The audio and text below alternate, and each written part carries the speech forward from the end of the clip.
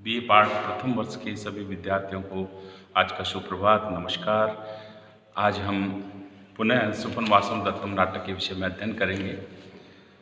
तो कल हमने स्वपनवासम दत्तम नाटक का परिचय एवं उसमें कौन से रस की प्रधानता है उसके विषय में अध्ययन किया था। और मैं समझता हूँ कि आप स्वपनवासम दत्तम नाटक के विषय में उनके रस और उनके परिचय में कर पाने में समर्थ हो पाए होंगे। फिर भी मेरा प्रयास यही रहेगा कि आप इस नाटक को अच्छे से समझ पाएँ, इसकी कथा वस्तु के विषय में भी समझ पाएँ और इसके रस के विषय में भी जानकारी मिल सके, आपको अच्छी तरह से समझ सकें। आज हम स्वपनवासम दत्तम नाटक की विशेषताओं के विषय में अध्ययन करेंगे। तो स्वपनवासम दत्तम महाकवि भास का की जो 13 जो नाट्य रचनाएं हैं उनमें उपलब्ध जो समस्त रचनाओं में यह आपको पूर्व में बता भी चुके हैं कि एक सर्वोत्कृष्ट नाटक है और सबसे अच्छा नाटक है भास का। और यूँ दृश्य काव्य के अंतर्गत परिगणित रूपक के जो 10 भेद बताए हैं उसमें भी नाटक को ही सर्वाधिक श्रेष्ठ कहा गया है। इसलिए समालोचकों ने लिखा है कि नाटकांतम कवित्वम, अर्थात कवि के कवित्व की परीक्षा नाटक लेखन में ही होती है।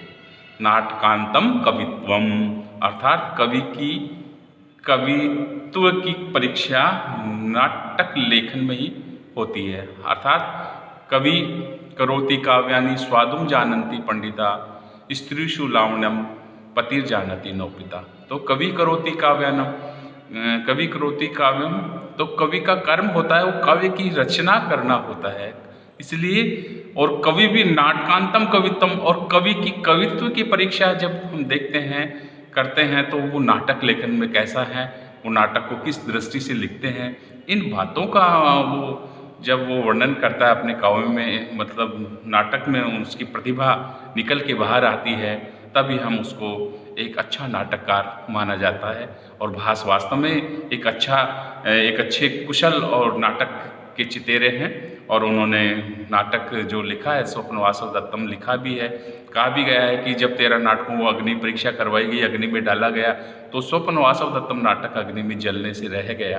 अर्थात इसमें ऐसी शक्ति थी कि ये नाटक जल ही नहीं पाया। तो इसमें कुछ खास बात थी जिसकी वजह से ये नाटक भस्म होने से बच गया।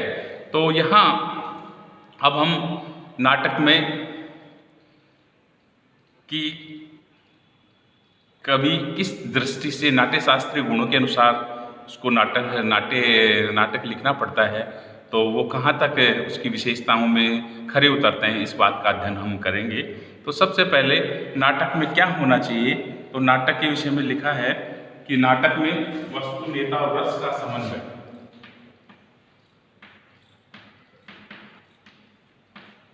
वस्तु, नेता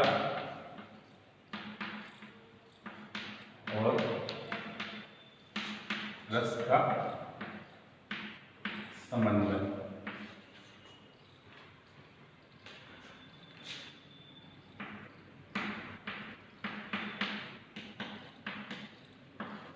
किया जाता है। तो यहाँ महाकवि भास ने इसकी कथा वस्तु कैसी लिखी है जिसके विषय में आपको बता दिया गया है। फिर उसका नेता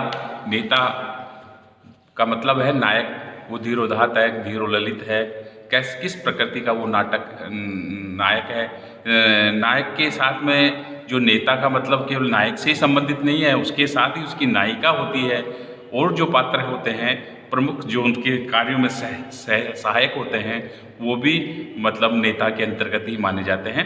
तो उनका जो नायक और नायिका है वो नेता किस प्रकृति का है, एक राजा है या एक शूरवीर है, एक अच्छा देव है, क्या है, किस प्रकार का नायक है, ये सब उसके अंतर्गत नाटक की श्रेणी में कथा वस्तु के बाद में दूसरे नंबर पे नायक कैसा है का वर्णन होना पाया जाता है।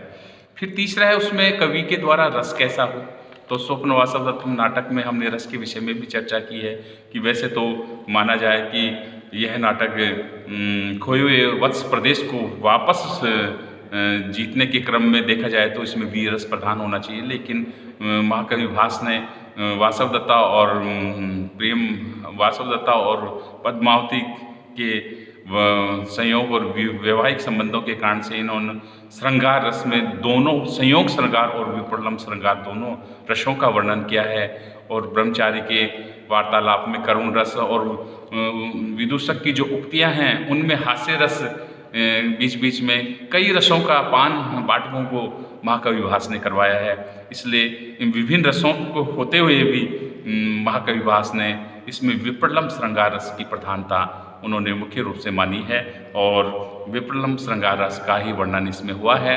वैसे अंगी रस इसमें है नहीं, इसमें अंगी रस के कारण से ये नाटक थोड़ा शिथिल पाया जाता है और पूर्ण रूप से देखा जाए तो उसमें विप्रलम्ब श्रृंगार का तीसरे चौथे पाँचवें अंक में अच्छे तरह से वर्णन हुआ है। तो यहाँ नाटक में वस्तु, नेता और रस का एक सफल समन्वय हुआ है इस नाटक में। दूसरा, कवि अपने उद्देश्य की पूर्ति के लिए किसी प्रकार कथा वस्तु में परिवर्तित करता है अथवा अपनी बुद्धि बल से किस प्रकार घटनाक्रम को चित्रित करता है, यह उसकी सफलता की कसौटी होती है। तो यहाँ कवि अपने बुद्धि बल से, अपने कौशल से घटनाक्रम को चित्रित करता है। दूसरा, कवि अपने बुद्धि बल या कौशल से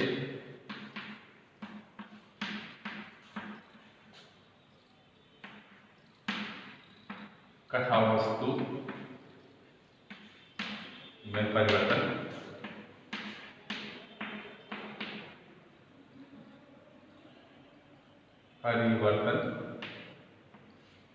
करना उसकी सफलता की कसौटी होती है।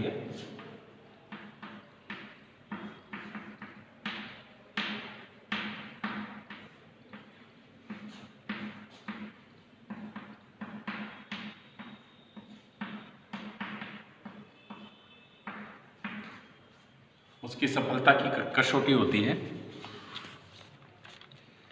और स्वप्न वासवदत्तम पर जब इस दृष्टि से विचार किया जाता है तो ये स्पष्ट रूपेण कहा जा सकता है कि इसका कथानक भासकालीन लोक विश्रुत उदयन चरित्र पर आधारित है और कवि भास ने अनेक स्थलों पर अपनी सूझबूझ का परिचय भी दिया है।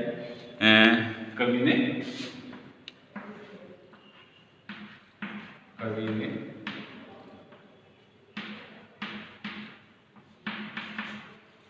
अनेक स्थलों पर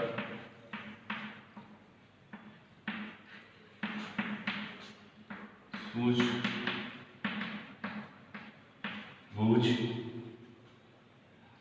का परिचय दिया है।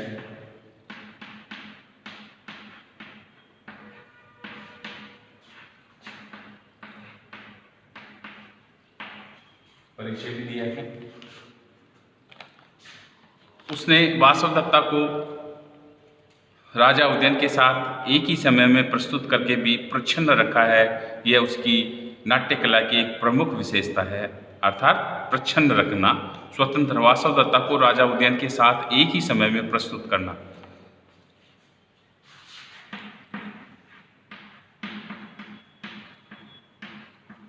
वासवदत्ता को उदयन के साथ एक ही समय में साथ रखकर प्रच्छन्न रखना,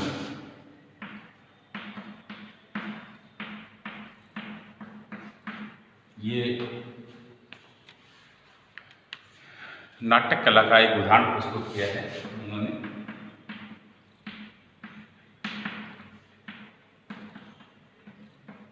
उदाहरण प्रस्तुत किया है इसमें।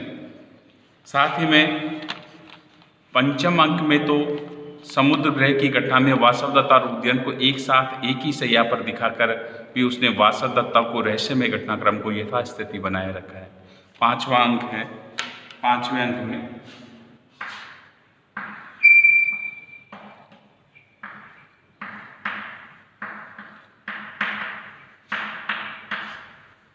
पंचम अंक में समुद्र ग्रह की घटना में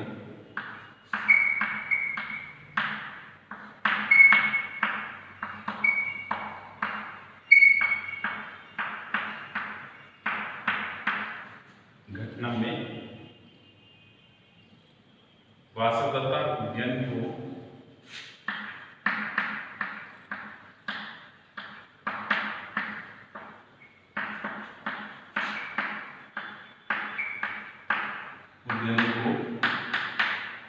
एक साथ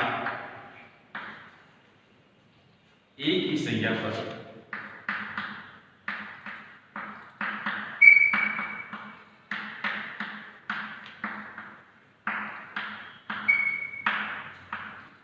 दिखाकर वासवदत्ता के रहस्यमय घटनाक्रम को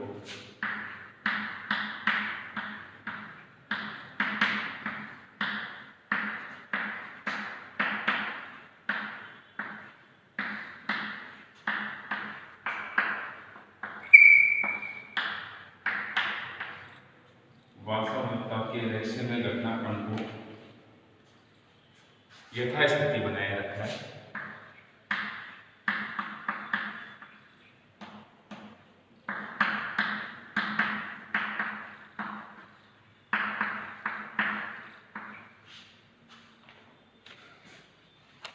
घटना बहुत छोटी है, नाटक भी बहुत अधिक विस्तृत नहीं है, फिर भी उसमें परिपूर्णता है। विस्कंभक एवं प्रवेशकों के द्वारा अनेक घटनाओं की सूचनाएं प्रस्तुत कर कवि नाट्य शास्त्रीय दृष्टि से कथानक की महत्वता को प्रमाणित कर देता है। और इस प्रकार हम यह निर्विवाद रूपेण कह सकते हैं कि यह स्वप्न वासवदत्तम नाटक एक उच्च कोटि का मानवीय भावों को उद्घाटित करने वाला और उनको पोषक एवं संस्कृति प्रधान एवं एक सफल नाटक माना गया है। तो यहाँ यह जो स्वप्न वासवदत्तम जो नाटक है वह मानवीय भावों को उद्घाटित करने वाला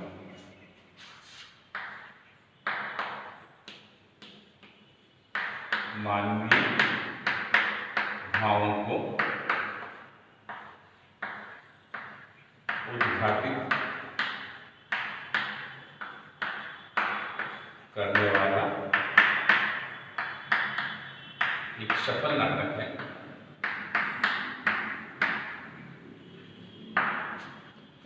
इस प्रकार स्वप्न वासवदत्तम नाटक की विशेषताएं हम कवि की मौलिक चीज़ें हमें देखने को मिलती हैं इस नाटक में। आज के लिए इतना ही पर्याप्त है। धन्यवाद।